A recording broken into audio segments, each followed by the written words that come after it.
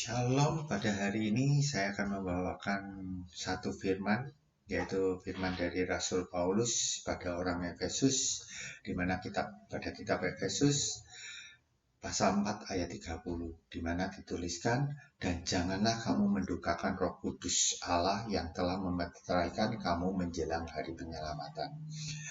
Yang saya utamakan di sini yang garis bawahi, kita selalu mendukakan Roh Kudus Allah.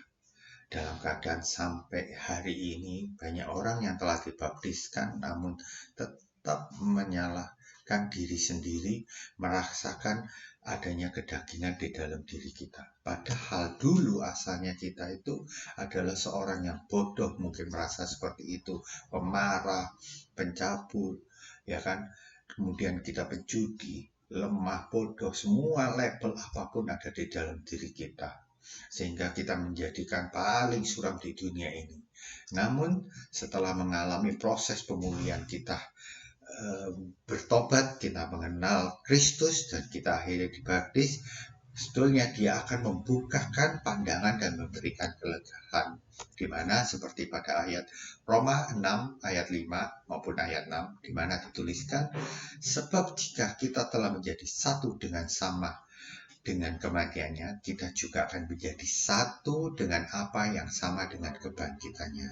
Berarti kita sudah menjadi satu, yang mana sudah kita disalibkan atas pengorbanan darah Yesus. Kedagingan kita udah disalibkan, berarti kita udah mati, kemudian kita dibangkitkan berdasarkan kebangkitannya. Dan ayat ke-6 dituliskan, "Karena kita tahu bahwa manusia lama telah turut disalibkan."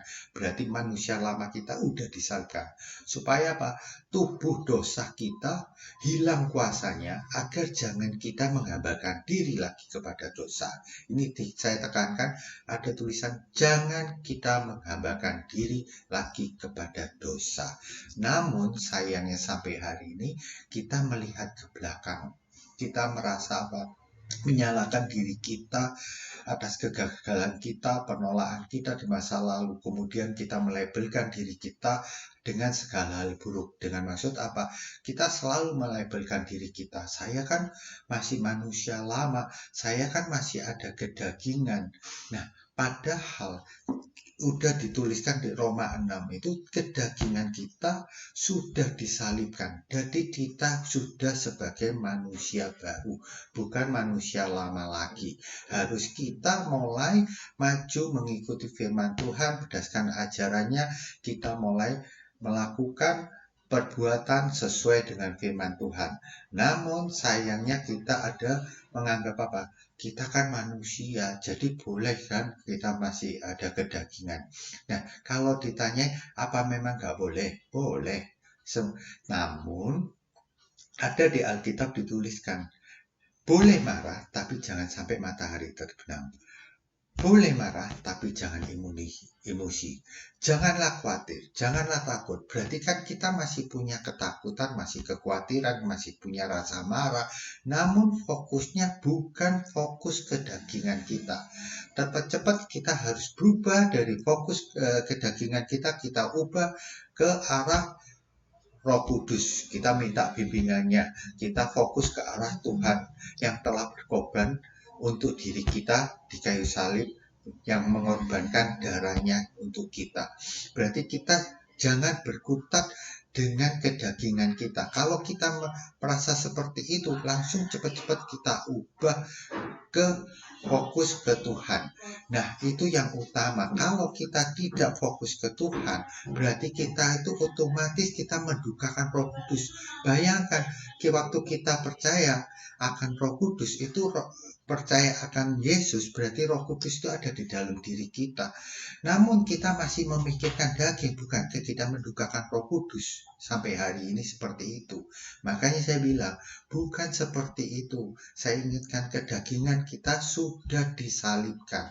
Jangan kita fokus sama kedagingan kita. Kalau kita fokus kedagingan kita, berarti kita mendukakan Roh Kudus. Maka seperti Roma sebelumnya, Roma 6 ayat 4 dituliskan, Dengan demikian kita telah dikuburkan bersama-sama dengan Dia oleh baptisan dalam kematian, supaya sama seperti Kristus telah dibangkitkan dari antara orang mati oleh kemuliaan Bapa, demikian juga kita akan hidup dalam hidup yang baru. Maka daripada itu, kita janganlah ikut godaan iblis yang melabeli kita, kamu kan masih ada kedagingan, ya kan? Atau gara-gara iblis memberikan satu pencobaan sehingga kembali ke kita ke arah kedagingan. Ingat, kita udah dibaptis, kita sebagai manusia baru, berarti kita hidup baru. Kita ingin sebagai pemenang, yaitu pemenang atas sebagai anak Allah, menang atas akan dunia.